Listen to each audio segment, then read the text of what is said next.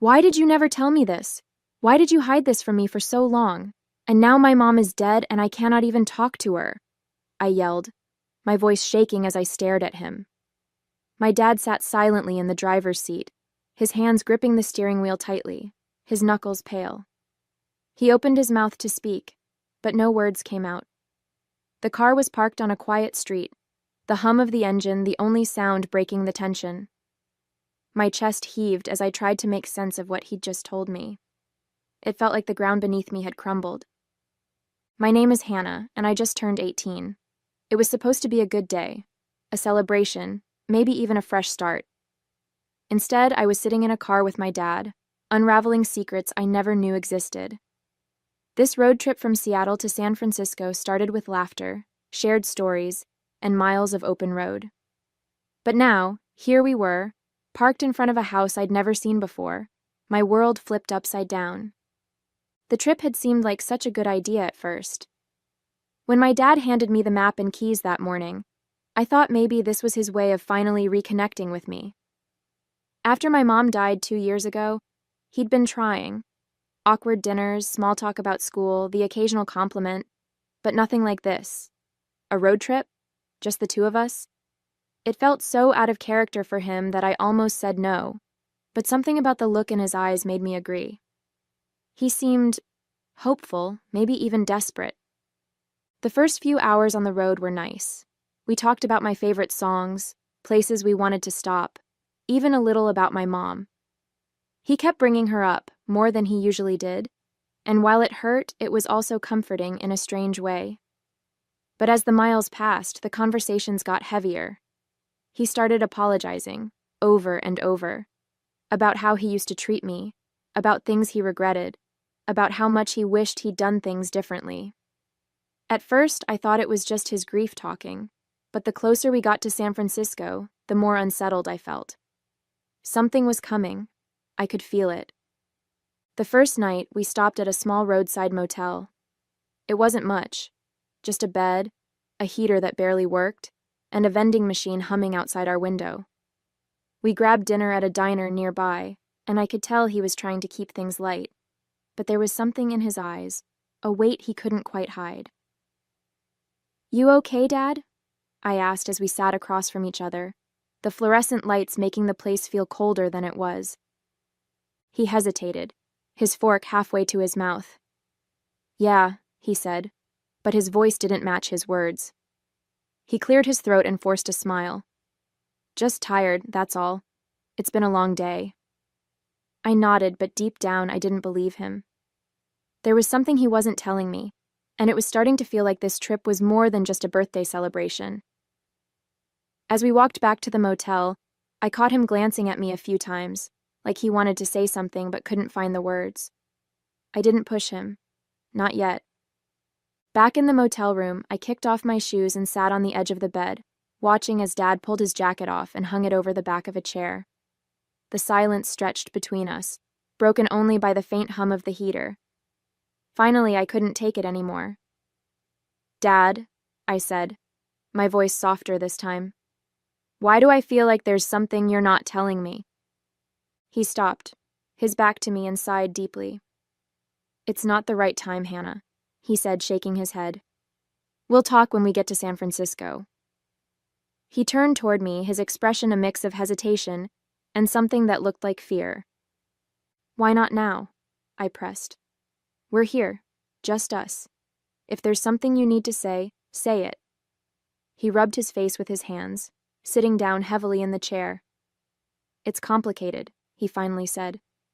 "I've made mistakes, Hannah. Big ones. Things I regret, things I can't change." He looked up at me, his eyes full of something I couldn't quite place. "Your mom always knew how to fix things, how to make things better. I didn't.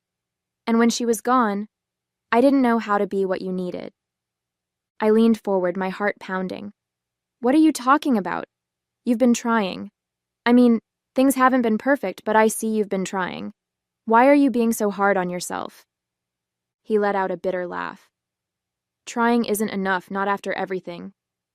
I wish I could go back, do things differently. I was so caught up in my own pain, my own failures, that He trailed off, looking down at his hands. I don't want you to think I didn't love you, Hannah. I did. Your mom and I both did. But there were days I didn't know how to show it.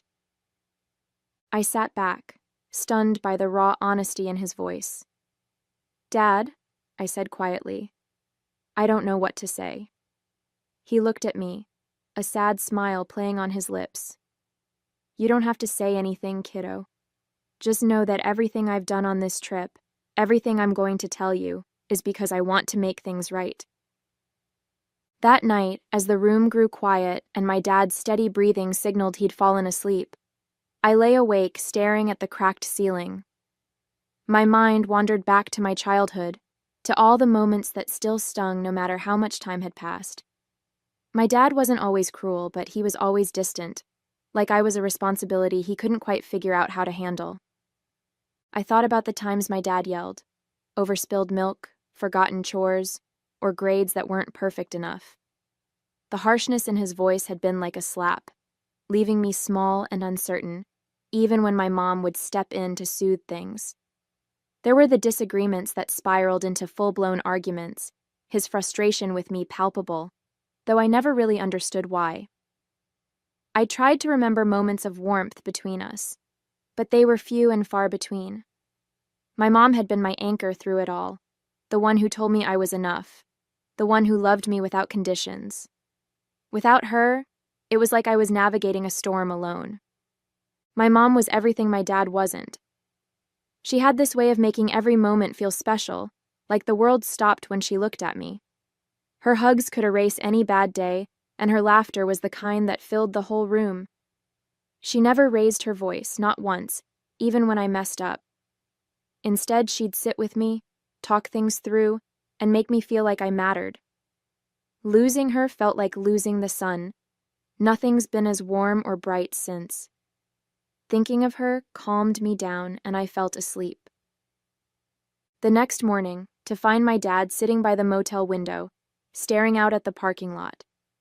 His shoulders were slumped, and the lines on his face seemed deeper in the soft morning light. When he noticed I was awake, he turned toward me with a small smile, but I could see the effort behind it.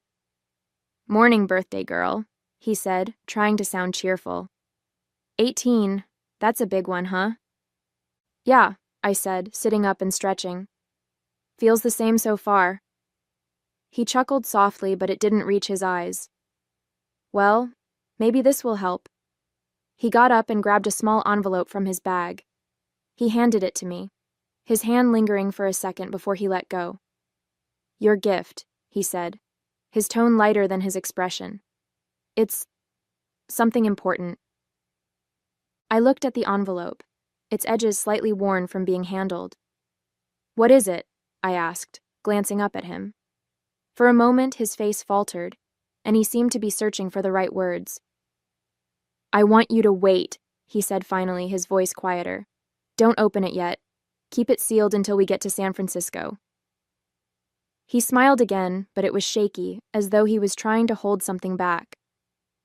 Promise me, Hannah. I nodded, tucking the envelope carefully into my bag.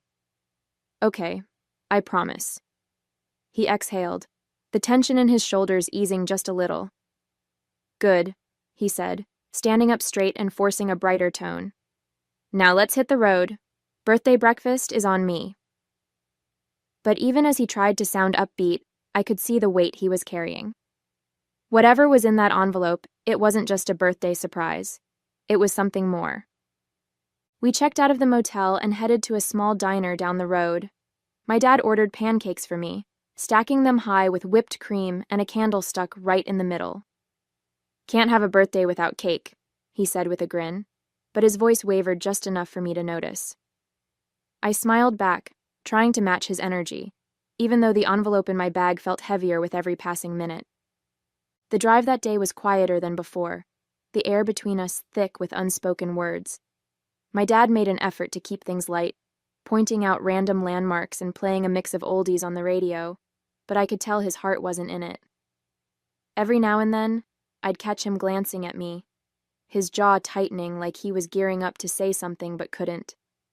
The closer we got to San Francisco, the more I felt the weight of something hanging over us, something he wasn't ready to share just yet.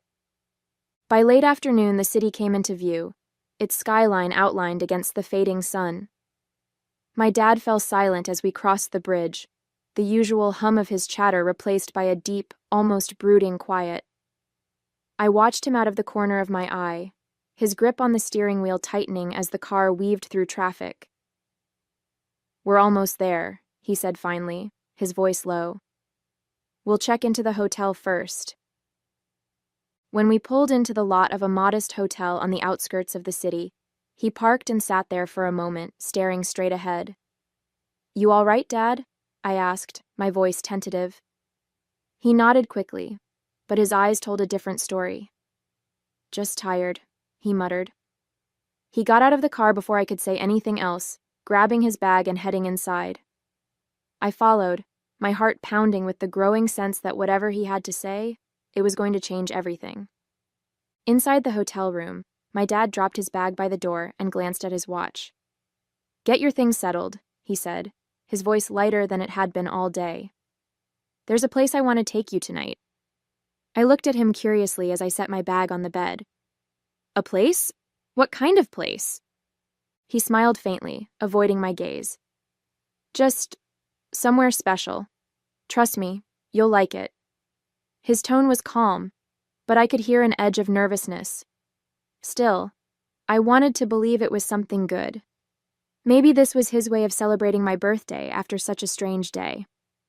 "Okay," I said, shrugging. "Let me freshen up first." As I washed up, I wondered what he had planned. A nice dinner? Maybe a surprise spot my mom used to talk about? The thought made me smile briefly. For a moment, I let myself feel excited, like maybe tonight would be the good memory I'd been hoping for. After I got ready, we headed out into the city. The streets were alive with energy, neon signs flickering against the dusk, and the hum of conversations and traffic filled the air. My dad was quiet as he drove, navigating through unfamiliar roads with a focused expression. "So," I said, trying to lighten the mood, "are you going to tell me where we're going? Or is this part of the surprise?" He glanced at me briefly, a faint smile tugging at the corner of his mouth. "It's a surprise," he said, his tone softer than usual.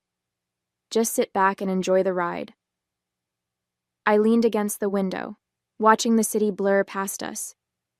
For a moment, I let myself believe this was a good thing, that he'd planned something special for me, a restaurant, a landmark, maybe even a memory tied to my mom. But as the streets grew quieter and the buildings less polished, I started to feel that familiar knot of unease creeping back in. We eventually turned onto a narrow, dimly lit street, lined with small, worn-down houses. My dad slowed the car, his eyes scanning the numbers on the faded mailboxes. "Here we are," he said softly, pulling over in front of a modest, weathered home with chipped paint and a sagging porch. The engine quieted as he turned it off, and for a moment, the silence in the car was deafening. I frowned, glancing around. "This is it?" I asked, my voice tinged with confusion. "What are we doing here?" I had been expecting a restaurant, a park, something joyful to mark the day, not this. My dad didn't answer right away. He just stared at the house, his fingers gripping the steering wheel tightly again. "I need to tell you something, Hannah," he said finally, his voice trembling. "And it's not going to be easy." My chest tightened as I looked back at him. "What is it, Dad?" I asked cautiously. "You're scaring me." He let out a shaky breath, finally releasing his grip on the steering wheel. "Hannah," he began, his voice low and unsteady. "There's something I've been holding on to for a long time. Something I should have told you before now." He paused, running a hand through his graying hair. "You know, after your mom died, I thought about telling you 100 times, but every time, I talked myself out of it. I told myself it wasn't the right time, or that it would only hurt you more. But the truth is, I was scared. Scared of how you'd look at me after I told you. Scared of what it would mean for us." I stayed silent, my throat tightening as I watched him wrestle with his words. He continued, his voice breaking. You've probably wondered why I wasn't always the best dad to you. Why I was so distant when you were little. Why it felt like I was always angry or disappointed. And I hated myself for that, Hannah. I really did. Because none of it was your fault. Not a single bit of it. He took another deep breath, gripping the steering wheel like it was the only thing keeping him grounded. When your mom and I got married, we wanted kids so badly. She talked about it all the time, about what our family would look like, about how much love we had to give. But we couldn't. I couldn't. And that broke something in me. I felt like less of a man, less of a husband, because I couldn't give her the one thing she wanted most. I didn't handle it well. I became bitter, angry, and I shut her out when I should have leaned on her. He glanced at me briefly, his eyes glassy. But your mom, she was strong. She didn't let my anger break her. She wanted a family, and she convinced me that adoption could be just as meaningful as having our own child. She was right, of course. She always was. But I couldn't see it that way at first. I was too wrapped up in my own shame to embrace what we had. His voice wavered, and he looked down at his hands. When we brought you home, I wanted to be the dad you deserved. I really did. But every time I looked at you, I saw my own failure. I saw everything I couldn't give your mom. And instead of facing that, instead of working through it, I took it out on you. I put distance between us because I thought it would protect you from me. But all it did was hurt you. And I hate myself for that. Tears were streaming down my face now, but I didn't say anything. He wasn't done. When your mom died, everything changed. Losing her was like losing the best part of me, and it made me realize how much I had failed you, how much time I had wasted being the kind of father you didn't deserve. That's why I've been trying, Hannah, trying to make it right, even if I know I never really can. He paused again, his hands trembling. And now you're 18. Your mom and I always agreed that when you turned 18 we would tell you the truth. But after she died, I didn't know how to do it on my own. I didn't know if I could find the words, if I could face the questions you'd have. But you deserve to know. You need to know. He looked at me, his eyes full of regret and something that looked like relief. Hannah, you're adopted. We adopted you when you were a baby. Your mom and I wanted you to know, but we wanted to wait until you were old enough to understand. And now, here we are. I sat there, frozen, the words echoing in my head. Adopted. It was as if the world had tilted on its axis, and I was left trying to find my balance. I opened my mouth to speak, but no words came out. My dad didn't move, his hands still trembling as they rested on the wheel. Hannah, he said softly, his voice breaking the silence. I know this is a lot. I know it's not fair to drop this on you like this. But I couldn't keep it from you anymore. The car felt suffocating, the air thick with everything he'd just said. I couldn't look at him. I couldn't do anything but stare at the house in front of us. The chipped paint, the overgrown lawn, it all blurred as tears filled my eyes. Why? I finally managed to choke out. Why would you wait so long to tell me? And now my mom's gone, and I can't even ask her. I can't even talk to her about it. My voice cracked, and I felt my chest heaving with the weight of it all. My dad's head dropped, his shoulders sagging as though the weight of my words had physically hit him. I know, he said quietly, his voice thick with emotion. I know I should have told you sooner. Your mom wanted to tell you earlier. She thought we should when you were younger, but He sighed, his hands gripping the wheel tightly again. I was a coward, Hannah. I didn't know how to handle it, and after she was gone, I didn't know if I could face it without her. I turned to him, my voice trembling with anger and sadness. And this house? What is this? Why are we here? He swallowed hard, his eyes fixed on the dashboard. This is where your biological mother lives. he said, his words slow and deliberate. We thought you might want to know where you came from, who she is, but that decision is yours to make. I'll support whatever you decide. Before I could say anything, my dad nodded toward the glove compartment. Get the envelope, he said quietly, his voice steadier now but still laced with emotion. I hesitated, but reached over and opened the compartment. There it was, sitting where I had placed it that morning, now carrying a weight I hadn't understood until this moment. Open it, he said again, his eyes fixed straight ahead, avoiding mine. Slowly, I slid my finger under the flap and pulled out a single folded piece of paper. My heart pounded as I unfolded it, my breath catching in my throat when I saw what it was. My birth certificate. My original birth certificate. The name under Mother wasn't my mom's. It was a name I didn't recognize, written in bold, unyielding ink. I stared at it, the words swimming on the page. What is this? I asked, my voice barely a whisper. My dad exhaled deeply, finally turning to look at me, his eyes filled with a mix of sorrow and guilt. It's the truth, Hannah, he said quietly. It's where your story began. I couldn't take my eyes off the certificate. My fingers traced the unfamiliar name under Mother, as a lump formed in my throat. Everything felt surreal, like I was watching someone else's life unfold. This can't be real, I said, my voice shaky. Why didn't you tell me before? Why did you and Mom keep this from me? My dad's shoulders slumped, and he let out a long, ragged sigh. We thought we were doing what was best, he said, his voice heavy.